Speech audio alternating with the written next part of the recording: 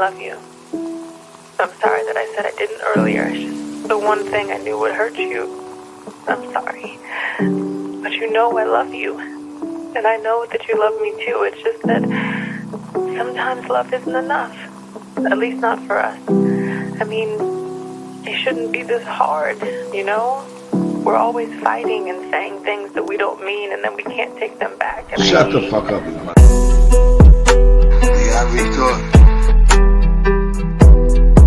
وقتی من مردم یادم هستی یا نه؟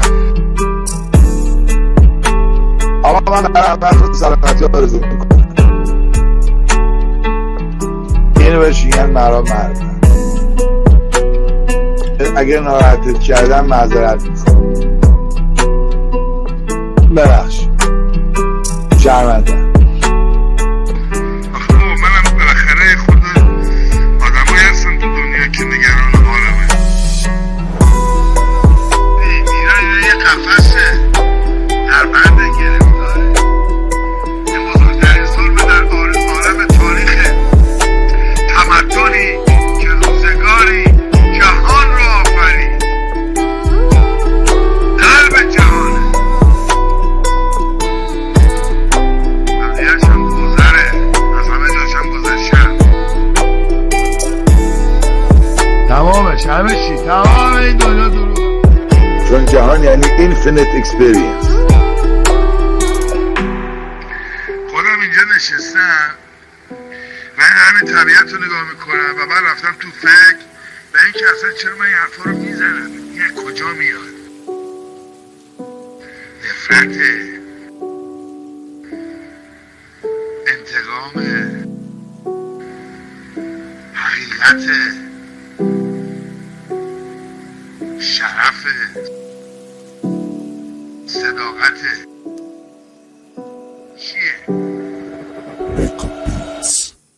گوشت با منه یا نه؟ کسی سوالم میکنه؟ مگه نگفتن آقا خدا رو دوست داشته باشی؟ مگه نگفتن با خدا باشی؟ مگه نگفتن مومن باشی؟ خدا آقا یعنی عشق خوب، خدا یعنی صمیمیت، خدا یعنی برابری. من خدا صدا رو داری؟ الان هم یه پیرمرد هاپاپوه تخمم نشسته. آره اینه مسئول عشق نسوله. تو با من رفیقی چی شد با من دشمن شدی؟ پدر مادرت فوت کردن. ببخش شرمنده. این کجا بودی؟ تو فرق نمیکنه از کجا میاد. شما کی هستین؟ حستون چیه؟